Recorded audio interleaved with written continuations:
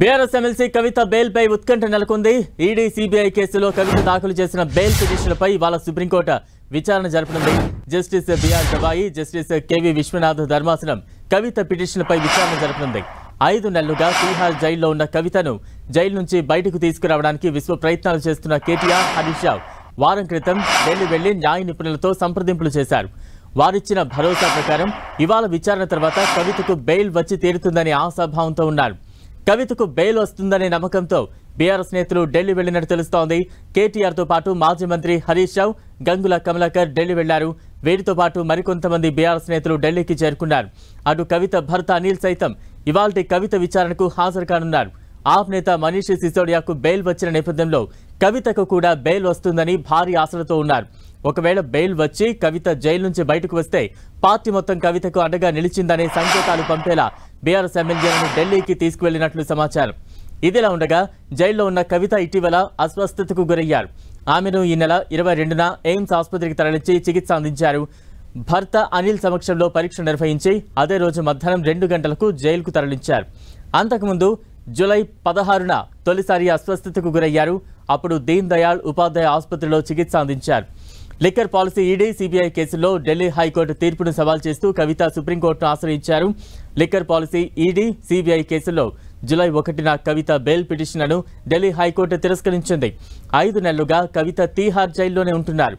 అటు కవిత బెయిల్ను వ్యతిరేకిస్తూ సుప్రీంకోర్టులోనూ ED CBI అఫిడవిట్లు దాఖలు చేసింది. ఈ కేసులో కవితను కింగ్ పిన్ గా ఈడీ సిబిఐ పేర్కొంది. కవితకు వ్యతిరేకంగా ఆధారాలున్నాయని దర్యాప్తు సంస్థలు పేర్కొన్నాయి.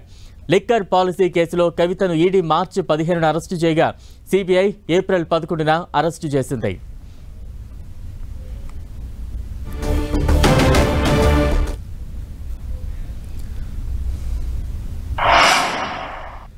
కవిత బెయిల్ పిటిషన్ పై ఈ రోజు సుప్రీంకోర్టులో విచారణకు రానుంది. తాజా అప్డేట్స్ అందించేందుకు మా ప్రతినిధి గోపి సిద్ధంగా ఉన్నారు. గోపి. ఎస్ బలరాం, 5 నెలలుగా తిహార్ జైల్లో ఉంటున్న బీఆర్ఎస్ ఎమ్మెల్సీ కవితకు ఈరోజు బెయిల్ వస్తుందా రాదా అన్న ఉత్కంఠ నెలకొంది. భారత సర్వోన్నత న్యాయస్థానం సుప్రీంకోర్టులో ప్రస్తుతం కవిత కేసు కొనసాగుతోంది. ట్రయల్ కోర్టు అలాగే హైకోర్టులో కవితకు బెయిల్ తిరస్కరించడంతో సుప్రీంకోర్టుని ఆశ్రయించడం జరిగింది. ఇటు జూలై 1వ తేదీన హైకోర్టు కవిత బెయిల్ పిటిషన్లను తిరస్కరించడం జరిగింది. ఈడీ సిబిఐ ఈ 2 కేసుల్లో కూడా బెయిల్ తిరస్కరించడంతో కవిత సుప్రీంకోర్టుని ఆశ్రయించారు. ఈరోజు justice BR Gavai, justice KV Viswanathan ధర్మాసనం ముందు కవిత కేసు లిస్ట్ అవ్వడం జరిగింది. కోర్టు నెంబర్ 3లో ఐటమ్ నెంబర్ 19గా ఈ కేసు ఉంది. సో కవిత తరపు ముకుల్ రోహత్కి వాదనలు వినిపించబోతున్నారు. అలాగే ఇటు ఈడీ సిబిఐ తరపున ఇటు అడిషనల్ సొలిసిటర్ జనరల్ ఎస్వి రాజు అలాగే డిపి సింగ్ వాదనలు వినిపించబోతున్నారు. సుదీర్ఘంగా వాదనలు కొనసాగే అవకాశం ఉంది. అయితే ఈ రోజే బెయిల్ ఇస్తారా లేక వాదనలు విని తీర్పును రిజర్వ్ చేసి తదుపరి ముఖ్యంగా తీర్పును వెలువరిస్తారా అనేది మనం వేచి చూడాల్సి ఉంటుంది. 2 కేసుల్లో ఇటు Delhi liquor policy money laundering కేసులో అలాగే సిబిఐ అవినీతి కేసులో 2 కేసుల్లో కవిత అరెస్ట్ అయ్యారు. ఈడీ కేసులో మార్చి 15న అలాగే ఈ సిబిఐ కేసులో ఏప్రిల్ 11న అరెస్ట్ అయ్యారు. సో 2 కేసుల్లో కూడా బెయిల్ కోరుతున్నారు కాబట్టి సో 2 కేసుల్లో వాదనలు కొనసాగబోతున్నాయి. మొదట ఈడీ తరపు వాదనలు వినిపిస్తే ఆ తర్వాత ఈడీకి కౌంటర్ ఆర్గ్యుమెంట్స్ కవిత తరపు న్యాయవాదులు వినిపించాల్సి ఉంటుంది. ఆ తర్వాత సిబిఐ తరపు సిబిఐ తరపున వాదనలు వినిపిస్తే దానికి కూడా కౌంటర్ ఆర్గ్యుమెంట్స్ వినిపించాల్సి ఉంటుంది. సో సుదీర్ఘంగా ఈ కేసు విచారణ కొనసాగుతుందా లేక ఇప్పటికే ఈ కేసులో కేజ్రీవాల్కి ఈడీ కేసులో మధ్యంతర బెయిల్ ఇవ్వడం జరిగింది. అలాగే ఇటు మనీష్ సిసోడియాకి షరతులతో కూడిన బెయిల్ ఇవ్వడం జరిగింది, రెగ్యులర్ బెయిల్. సో ఆల్రెడీ వాళ్ళు కూడా ఇదే కేసులో అరెస్ట్ అయ్యి బెయిల్పై బయట ఉన్నారు కాబట్టి సో ఇన్ని నెలల కస్టడీ అవసరం లేదు, కేసు విచారణ కొనసాగుతుంది కాబట్టి ఆవిడకి బెయిల్ ఇవ్వచ్చు. ఎందుకంటే ఈ కేసులో అరెస్ట్ అయిన ఏకైక మహిళ Delhi liquor policy money laundering case CBI కేసులో అనేక మంది నిందితులు సుమారు 18 మంది నిందితుల వరకు కూడా అరెస్ట్ అయ్యారు. కానీ ఏకైక మహిళ బీఆర్ఎస్ ఎమ్మెల్సీ కవిత మాత్రమే. సో అయితే కవితను ముఖ్యంగా కింగ్ పిన్ గా పేర్కొంటున్నారు. ఇటు సుప్రీంకోర్టులో కూడా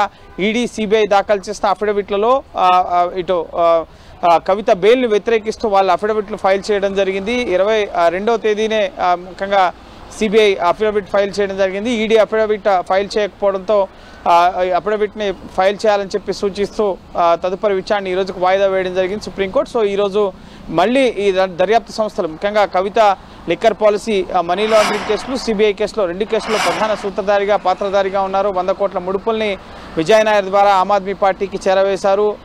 ఆగుంట శ్రీనివాసరెడ్డి, శరత్ చంద్రారెడ్డి నుంచి డబ్బులు సేకరించి లిక్కర్ పాలసీ తమకు అనుకూలంగా మార్చుకుని వ్యాపారంలో లాభాలు గడించే విధంగా పాలసీలో కమిషన్ రేట్లను పెంచడం కానీ, లేక వారికి అనుకూలంగా రిటైల్ జోన్స్ పొందడంలో ఇక్కడ అరుణ్ పిళ్ళైని బినామీగా ఉంచి ఆమె వ్యాపారాన్ని నడిపించారు అన్న ఆరోపణలు దర్యాప్తు సంస్థలు చేస్తున్నాయి. దానికి అనుగుణంగా మొబైల్ ఆధారాలకు డిజిటల్ ఎవిడెన్సెస్, అలాగే వాట్సాప్ చాట్స్తో పాటుగా అనేక ఆర్థిక లావాదేవీలకు సంబంధించిన ముఖ్యంగా ఆధారాల్ని ట్రయల్ కోర్టు హైకోర్టు ముందు ఉంచడం జరిగింది. వాటిని పరిగణలోకి తీసుకుంటూనే కవితకు ట్రయల్ కోర్టు హైకోర్టులో బెయిల్ దక్కలేదు. సో ఇప్పుడు సుప్రీంకోర్టు ముందు కూడా దర్యాప్తు సంస్థలు ఇదే తరహా వాదనలు వినిపించబోతున్నాయి. కవిత బయటకు వస్తే దర్యాప్తును ప్రభావితం చేసే అవకాశం ఉంది. ఎందుకంటే ఇక దర్యాప్తు కూడా తుది దశకు వచ్చింది. ఇప్పటికే ఛార్జ్ షీట్లు ఫైల్ అయ్యాయి. ఛార్జ్ షీట్లను కూడా ట్రయల్ కోర్టు పరిగణలోకి తీసుకున్న పరిస్థితి. రేపు సిబిఐ కేసులో ఛార్జ్ షీట్ పైన విచారణ జరగబోతోంది. సో ఈ నేపథ్యంలో సుప్రీంకోర్టులో ముఖ్యంగా ఎంతవరకు కవితకు ఊరట లభించబోతుంది అనేది కూడా ఉత్కంఠ నెలకొంది. బలరాం, గోపి, అంటే ఈరోజు తీర్పుకు సంబంధించి కవిత తరపు న్యాయవాదుల్లో ఎటువంటి ఆశాభావం వ్యక్తమవుతోంది? ఈరోజు విచారణ కావచ్చు, ఈరోజు ఒకవేళ తీర్పు వస్తే ఎటువంటి తీర్పు వచ్చే ఛాన్సెస్ ఉన్నాయంటున్నారు? కవిత తరపు ముక్కల్ రోహత్కి వాదనలు వినిపించబోతున్నారు. ఆయన కవిత బెయిల్కి అర్హురాలు. ఇప్పటికే ఈ కేసులో ఏవన్గా ఉన్న మనీష్ సిసోడియాకు బెయిల్ రావడం జరిగింది. అలాగే ఏకైక మహిళగా ఉన్నారు. సో మహిళను ముఖ్యంగా సుదీర్ఘకాలం జైల్లో ఉంచడానికి సంబంధించిన నిబంధనలకు సంబంధించి prevention of money laundering act section 45 కింద ఆవిడ బెయిల్కు అర్హురాలు అన్న వాదనని కోర్టు ముందు ముక్కల్ రోహత్కి వాదనలు వినిపించబోతున్నారు. అలాగే సిబిఐ కేసులో చట్టవిరుద్ధంగా ఆవిడని అరెస్ట్ చేశారు. తీహార్ జైల్లో ఆల్రెడీ కస్టడీలో ఉన్న సమయంలో ఆవిడని అరెస్ట్ చేశారు.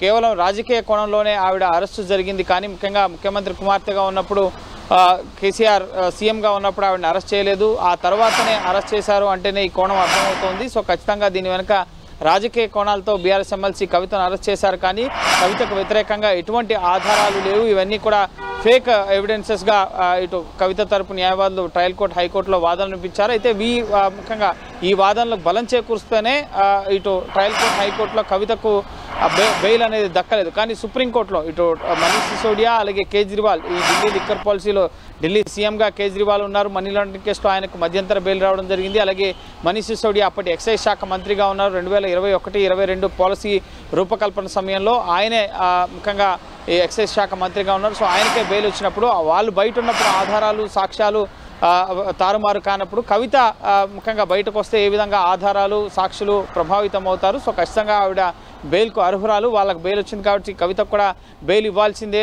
సో ఖచ్చితంగా బెయిల్ వస్తుందన్న ఆశాభావం అయితే కవిత తరపు న్యాయవాదులు ముఖ్యంగా ఆశాభావం వ్యక్తం చేస్తున్నారు. అందులో భాగంగానే కేటీఆర్, అలాగే హరీష్ రావు, గంగుల కమలాకర్ సహా బీఆర్ఎస్ నేతలు కూడా ప్రస్తుతం ఢిల్లీ రావడం జరిగింది నిన్న సాయంత్రం. సో వాళ్ళు కూడా ఈరోజు సుప్రీంకోర్టులో వాదనలకి హాజరు కాబోతున్నారు. కవిత భర్త అనిల్ కూడా సుప్రీంకోర్టులో విచారణకి హాజరు కాబోతున్నారు. మరి కాసేపట్లోనే వారంతా కూడా సుప్రీంకోర్టుకు వెళ్ళబోతున్నారు. అలాగే 11-12 గంటల సమయంలో కేసు విచారణ 19వ నెంబర్ కాబట్టి సో త్వరగానే హీరింగ్కి వచ్చే అవకాశం ఉంది. సో మధ్యాహ్నం కల్లా కవిత బెయిల్ పిటిషన్ పైన సుప్రీంకోర్టులో విచారణ జరగబోతుంది. ఈరోజు సుదీర్ఘంగా వాదనలు జరిగితే కనుక మళ్ళీ ముఖ్యంగా రేపటికి కూడా వాదనలు కొనసాగే అవకాశం ఉంది. లేదు అంటే కనుక ఈ రోజుకే మనీష్ సిసోడియా కేసులో ఏ విధంగా అయితే సుదీర్ఘకాలం జైల్లో ఉంచడం సరికాదు, మీరు త్వరగా దర్యాప్తును పూర్తి చేయాలి అంటూ ఏ విధంగా అయితే మనీష్ సిసోడియాకు బెయిల్ ఇవ్వడం జరిగిందో సో అదే తరహాలో కవితకు కూడా బెయిల్ వచ్చే అవకాశాలు అయితే ఉన్నాయి. Balaram, thank you Gopi.